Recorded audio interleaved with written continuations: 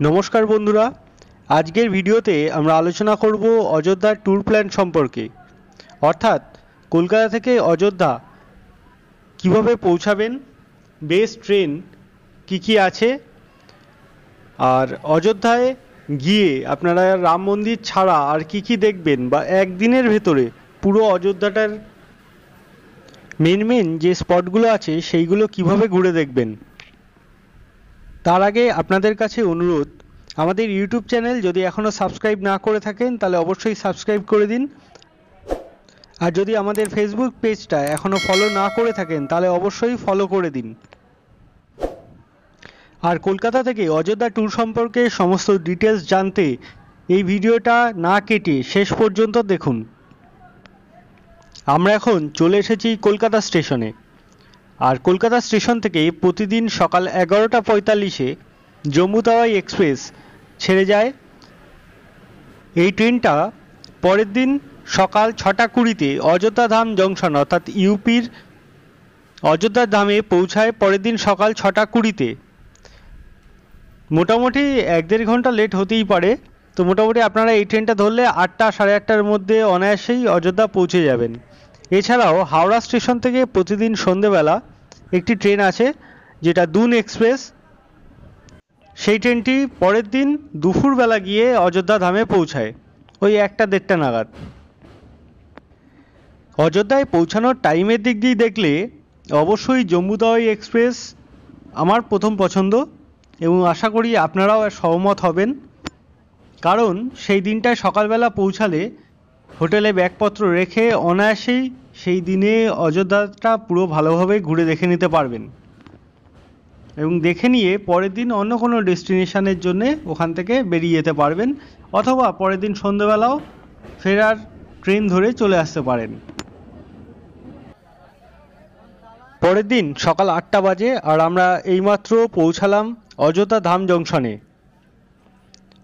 আজকে ট্রেন মোটামুটি 1 ঘন্টা 40 মিনিটের কাছাকাছি লেট রয়েছে। আমরা এখন অযোধ্যা জংশন স্টেশনের বাইরে চলে এসেছি। বাইরে থেকে স্টেশনটা ঠিক এরকম দেখতে। আমরা এখন অযোধ্যা স্টেশনের কাছেই একটা হোটেলে যাব, গিয়ে সেখানে ব্যাগপত্র রেখে একটু ফ্রেশ হয়ে নিয়ে বেরিয়ে পড়ব হনুমানগড়ি এবং রাম মন্দিরে পুজো দিতে। তারপর একে একে ঘুরে দেখব অযোধ্যার বিভিন্ন টুরিস্ট স্পটগুলো। অযোধ্যায় আপনি আপনার ফ্যামিলিকে নিয়ে বা বন্ধুবান্ধব নিয়ে গিয়ে কোন হোটেল বা কোন ধর্মশালায় উঠবেন, তাদের রুমের কোয়ালিটি কীরকম, বা সেই রুমের ভাড়া কীরকম, বা তাদের ফোন নাম্বার কি বুকিংয়ের জন্য, সমস্ত ডিটেলস নিয়ে আমাদের চ্যানেলে আরও 2টো ভিডিও করা আছে। একটা অযোধ্যার বেশ কিছু হোটেল নিয়ে আছে এবং একটা আছে অযোধ্যার বেশ কিছু ধর্মশালা নিয়ে। তো এই ভিডিওগুলো দেখতে হলে অবশ্যই ডেসক্রিপশনে দেওয়া লিঙ্ক থেকে ক্লিক করে দেখতে পারেন, অথবা আমাদের চ্যানেলে গিয়ে সার্চ করেও দেখতে পারেন। এই রিলেটেড বেশ কিছু ভিডিও পেয়ে যাবেন। আমরা এখন স্নান সেরে ফ্রেশ হয়ে বেরিয়ে পড়েছি হনুমানগড়ি মন্দিরে পুজো দেওয়ার উদ্দেশ্যে প্রথমে, এরপরে যাব রাম মন্দির। তো দেখতেই পাচ্ছেন হনুমানগড়ি মন্দিরের সামনে কি প্রচণ্ড ভিড়। প্রথমে ভিড় দেখে ভয় লাগলেও তারপরে দাঁড়িয়েছিলাম এবং খুব সুষ্ঠুভাবে এখান থেকে পুজো দিয়ে চলে এসেছি। সব মিলিয়ে ওই 45 মিনিট মতো লেগেছে, এবং দেখে মনে হচ্ছে যতটা ভিড়, কিন্তু আসলে অতটা লাইন দিয়ে দাঁড়াতে হচ্ছে না। লাইন কিন্তু আলাদা আলাদা করা আছে এবং সুষ্ঠুভাবে সবাই উঠছে, পুজো দিচ্ছে এবং বেরিয়ে আসছে। হ্যাঁ, তবে অনেকটা সিঁড়ি উঠতে হয়। আমি আন্দাজে একটা বলছি আপনাদের, মোটামুটি সোজা সিঁড়ি দিয়ে খাড়াই আপনাকে 4 থেকে 5 তলা হাইটে উঠতে হবে। কারণ হনুমানগড়ি একটা দুর্গ, আর এই দুর্গের ওপরেই হনুমানজির মন্দিরটা অবস্থিত, এবং এই মন্দির থেকেই বলা হয় যে হনুমানজি পুরো অযোধ্যার উপর নজর রাখেন বা অযোধ্যার দেখভাল করেন। চলুন এবার লাইন দিয়ে আমি মন্দিরের ওপরে উঠি, হনুমানগড়ির ভেতরে ঢুকে মন্দিরের সামনে থেকে ভিউটা একবার দেখানোর চেষ্টা করছি। এইটা হচ্ছে অ্যাকচুয়াল হনুমানগড়ির মন্দির, আর ওই ভেতরে হচ্ছে গর্ভগৃহ, যেখানে স্বয়ং বজরংবলীর পুজো দেওয়া হয়। এইটা হচ্ছে অ্যাকচুয়াল হনুমানগড়ির যে মন্দিরটা, সেই মন্দিরটা। আর ওই ভেতরে হচ্ছে গর্ভগৃহ। এখানে সামনে দাঁড়িয়ে আমি একটা সেলফি নিয়েছিলাম। আমরা এখন হাঁটতে হাঁটতে চলে এসেছি অযোধ্যার নবনির্মিত রাম মন্দিরের মেন গেটের সামনে। এই সামনে এটা দেখতেই পাচ্ছেন, দুদিকে পিলার করা এবং মধ্যিখান দিয়ে শেড করা রয়েছে। এইটাই হচ্ছে রাম মন্দির যাওয়ার মেন গেট। আর আরেকটা ইনফরমেশন আপনাদের দিয়ে রাখি, অযোধ্যা ধাম জংশন রেলওয়ে স্টেশন থেকে এই রাম মন্দিরের যে গেট, এই যে গেটটা দেখতে পাচ্ছেন, এই গেটটা দূরত্ব মোটামুটি ওই 500-600 মিটার মতো। আর এই গেট থেকে আরও 400-500 মিটার মতো গেলেই হচ্ছে আপনি হনুমানগড়ি মন্দির পেয়ে যাবেন। অর্থাৎ অযোধ্যা রেলওয়ে স্টেশনের কাছেই হোটেল নেওয়া বেস্ট। এবং বেশ কিছু হোটেলও আছে, প্রচুর হোমস্টেও আছে অ্যাফোর্ডেবল প্রাইসের ভেতরে। আর এই অযোধ্যা ধামের স্টেশন থেকেই বা হোটেল থেকেই পায়ে হেঁটে আপনারা অনায়াসে এই স্পটগুলো ঘুরে দেখতে পারেন। আমরা এখন মেন গেট দিয়ে ঢুকে বাঁদিকে অবস্থিত যে ওয়েটিং হল আছে সেখানে এসে বসেছি। আর এটা হচ্ছে শ্রীরাম জন্মভূমি সেবা ক্ষেত্রের কাউন্টার সামনে। এখান থেকে আপনারা সকালের যে আরতি হয়, মঙ্গল আরতি এবং বিভিন্ন পূজা হয় বা আরতি হয়, এইগুলোর ফ্রি কুপন কালেক্ট করতে পারেন এবং এখান থেকেই বিভিন্ন রকম সহায়তা বা অনুসন্ধানগুলো করতে পারেন। বিশাল বড় একটা হল, এখানে কিছুক্ষণ রেস্ট নিয়ে নিতে পারেন। সুন্দর চেয়ার সাজানো আছে প্রচুর পরিমাণে, তার সঙ্গে বেশ বড় বড় কুলার দেওয়া রয়েছে। দেখুন প্রচুর যাত্রীরা এখানে কিন্তু বসে একটু রেস্ট নিয়ে নিচ্ছেন। আর এর পাশেই রয়েছে বয়স্ক এবং অসুস্থদের জন্যে হুইল চেয়ারের ব্যবস্থা। এটা মন্দির ট্রাস্টের পক্ষ থেকেই রয়েছে কাউন্টার করা। এই হুইল চেয়ারগুলো করে নিয়ে যাওয়া হয় এবং 150 টাকা করে মাথায় পিছু টিকিট। আর এই রাস্তা দিয়ে এগিয়ে গেলেই সামনে মন্দির। তবে মোটামুটি 700-800 মিটার আপনাকে কিন্তু হাঁটতে হবে মেন মন্দির পর্যন্ত পৌঁছাতে গেলে। এবং যদি আপনি ব্যাগ এবং জুতো রাখার কাউন্টার পর্যন্ত যান, গিয়ে ঘুরে আবার মন্দিরে ঢুকতে হয়, সেক্ষেত্রে কিন্তু প্রায় 1 কিলোমিটারের কাছাকাছি মেন গেট থেকে মেন মন্দির হাঁটা দূরত্বে। মন্দিরের মেন গেট থেকে ঢুকেই এই রেলিংয়ের ভেতর দিয়ে আপনাকে হেঁটে যেতে হবে মেন মন্দির পর্যন্ত দর্শন করার জন্যে। এবং আগে যে রাস্তাটা দেখাচ্ছিলাম ওটা হচ্ছে বাঁ সাইডের ফেরার রাস্তাটা। আপনাকে মন্দিরে ঢোকার সময় কিন্তু এই রেলিং ধরে ধরেই এগিয়ে যেতে হবে এবং সামনে গিয়ে একটা জায়গায় আপনারা রেলিংয়ের ভেতরেও বসার সিট করা আছে, সেখানেও একটু বসে রেস্ট নিয়ে নিতে পারেন। এখন আমরা হাঁটতে হাঁটতে মেন মন্দিরের একদম কাছাকাছি চলে এসেছি। ওটাও আরেকটা মন্দিরের চূড়া, যেটা মেন মন্দিরের পাশেই অবস্থিত। আর এখান থেকেই আমাদের বাঁদিকে আবার ঢুকতে হবে। বাঁদিকে রয়েছে মেন চেকিং গেট, যেখান থেকে আপনাকে এবং আপনার ব্যাগ, সঙ্গে কোনো ব্যাগ থাকলে সেগুলোকে পুরো চেক করা হবে। এবং এরপরে আছে লকার রুম, যেখানে আপনি আপনার ব্যাগ, মোবাইল বা সমস্ত ইলেকট্রনিক গ্যাজেট ওখানে রেখে লকারের চাবি নিয়ে এবং জুতো রেখে জুতোর টোকেন নিয়ে তারপরে আবার একবার চেক করিয়ে মেন মন্দিরের ভেতরে ঢুকতে পারবেন।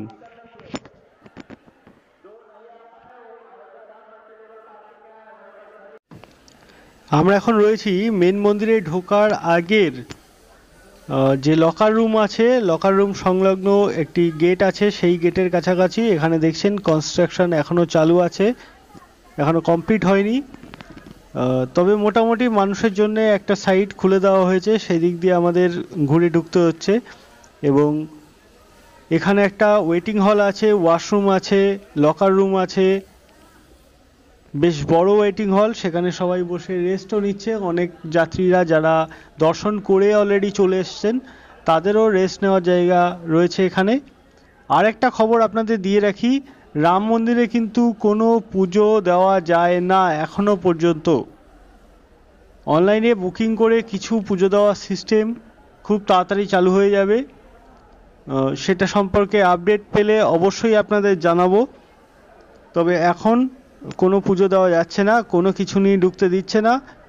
পুরোপুরি খালি হাত পায়ে আপনাকে ঢুকতে হবে। মন্দিরে গিয়ে রামলালা এবং রাম মন্দির দর্শন করে আসবেন এবং বেরানোর সময় মন্দির কমিটি বা মন্দির ট্রাস্টের পক্ষ থেকে আপনাদের হাতে তুলে দেওয়া হবে একটা প্রসাদের প্যাকেট।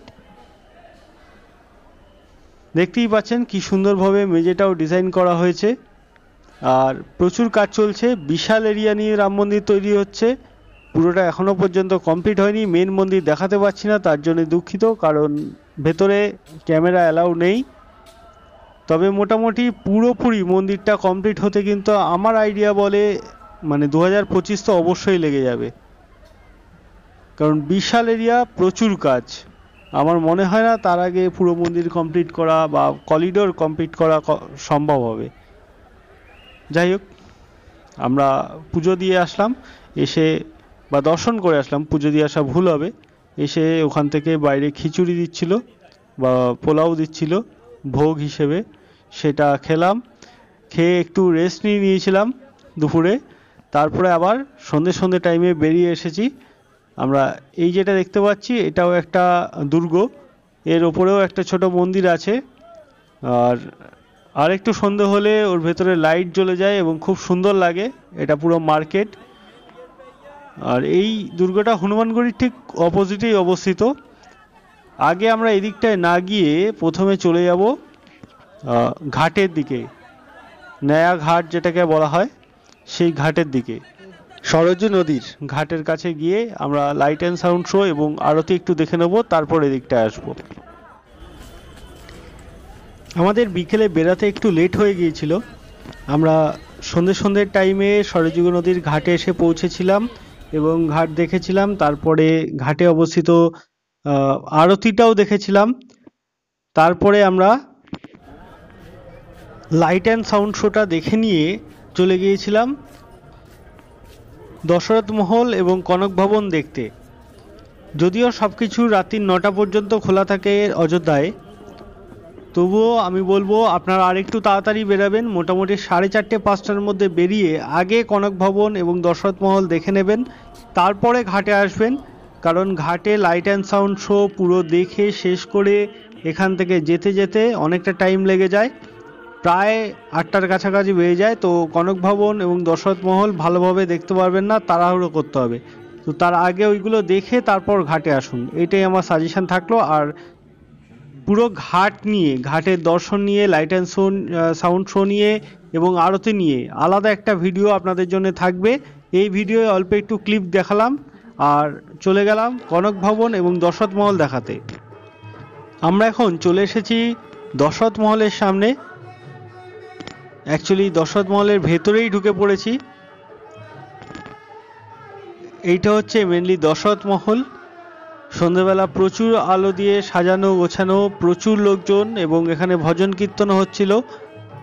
আপনারা চাইলে এই ভজন কীর্তন শুনতেও পারেন যদি দুদিন থাকেন, কারণ একদিনে এসে ঘুরে দেখা হবে, কিন্তু দীর্ঘ সময় ভজন কীর্তন শুনে টাইম কাটানোর মতো সময় কিন্তু থাকবে না। সেক্ষেত্রে কিন্তু আপনাদের 2 দিন থাকতে হবে। এইটা হচ্ছে দশরথ মহলের বাইরে দিয়ে ভিউ, মানে ঢোকার সময় ভিউটা। আর ভেতরে ঢুকের ভিউটা তো আগেই আপনারা দেখে ফেলেছেন। এখন আরেকবার একটু ভালো করে দেখে নিন দশরথ মহল। কথিত আছে এই মহলেই দশরথজি বসবাস করতেন।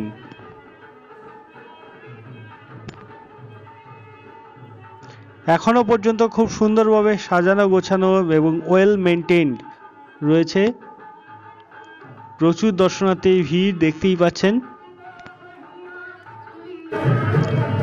এখানে ভগবান শ্রীরাম, সীতাজি এবং লক্ষ্মণ দোলনায় ঝুলছেন এবং সামনে হচ্ছে ভজন কীর্তন।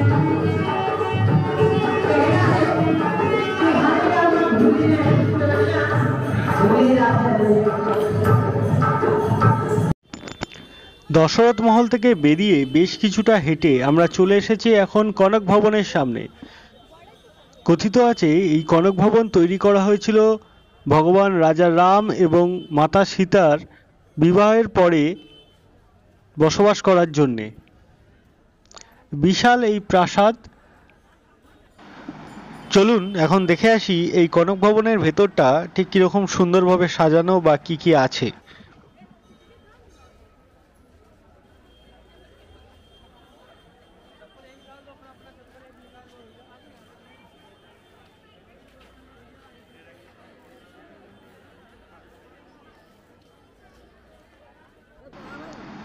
পাশে জুতোগুলো খুলে রেখে উঠে আসতে হবে এই মেন এন্ট্রি গেট দিয়ে ঢোকার জন্যে।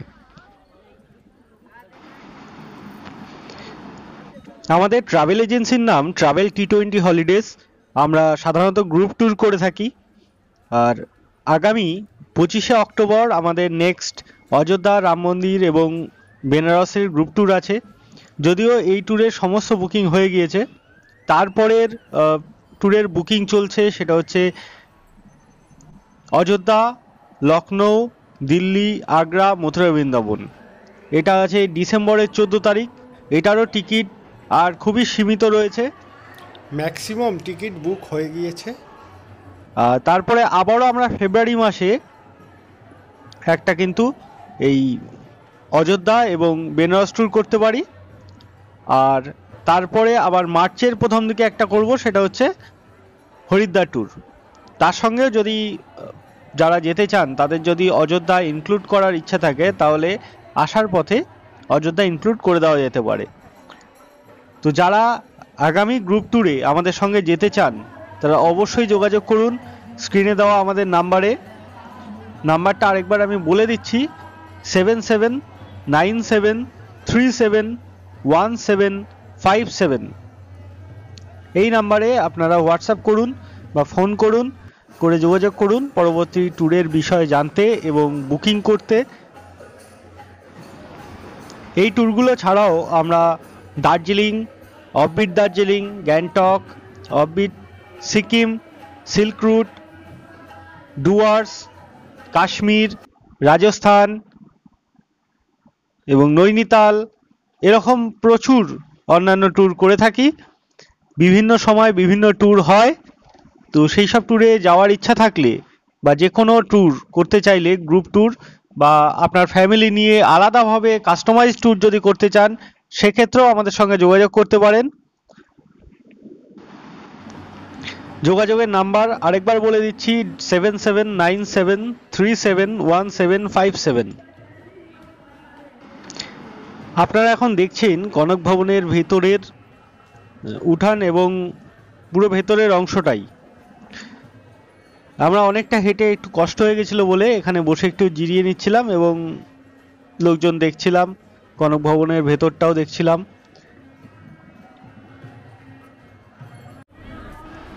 হনুমানগড়ির সামনে দিয়ে কনক ভবন এবং দশরথ মহল যাওয়ার যে রাস্তা, সেই রাস্তার ডান দিকেই রয়েছে একটা ছোট্ট পার্ক এবং তার সঙ্গে একটা ছোট টিলার ওপরে এই বিল্ডিংটা। এটা অনেকটা সেই দুর্গ টাইপের বিল্ডিং। এর ভেতরেও একটা ছোট্ট মন্দির আছে,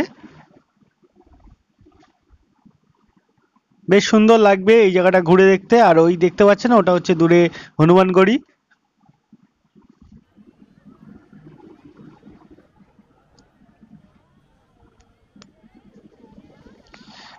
আমাদের ভিডিওগুলো ভালো লেগে থাকলে অবশ্যই লাইক, কমেন্ট এবং শেয়ার করে আমাদের উৎসাহিত করুন। আর সাবস্ক্রাইব করতে ভুলবেন না, ফেসবুক পেজেও ফলো করতে ভুলবেন না। আমাদের ভিডিও কেমন লাগলো অবশ্যই কমেন্ট করে জানাবেন। আরও কিভাবে ইমপ্রুভ করা যায় সেই চেষ্টা আমরা করছি। তো আপনাদের যদি কোনো সাজেশন থাকে অবশ্যই সেটাও কমেন্ট করে জানাতে পারেন আমাদের। আরেকটা ইনফরমেশনও আপনাদেরকে দিয়ে রাখি, আমাদের এইবারের যে অযোধ্যা বেনারস ট্যুরটা আছে, অর্থাৎ অক্টোবর 2024-এর যে ট্যুরটা আছে, সেই ট্যুরটার রেট কিন্তু খুবই রিজনেবল রাখা হয়েছে। রুমে যদি আপনারা 3 জন করে থাকেন, অর্থাৎ 3 জনের ফ্যামিলি রুম যদি নেন, সেক্ষেত্রে আপনারা মাথাপিছু 7,000 টাকা করে পড়বে বা দিতে হবে, ইনক্লুডিং অল সাইট সিন, সকালে ব্রেকফাস্ট, লাঞ্চ এবং ডিনার, 3 বেলা খাওয়ার, গাড়ি, ট্রেনের খরচ সব দিয়ে। আর 2 জন করে রুমে থাকলে 8,000 টাকা পার হেড। আজকের ভিডিওটা এই পর্যন্তই থাকছে। পরের ভিডিওয়ে আপনারা দেখুন অযোধ্যার নয়া ঘাটে সন্ধ্যেবেলাটা কীরকমভাবে কাটাবেন সেই সমস্ত ডিটেলস নিয়ে।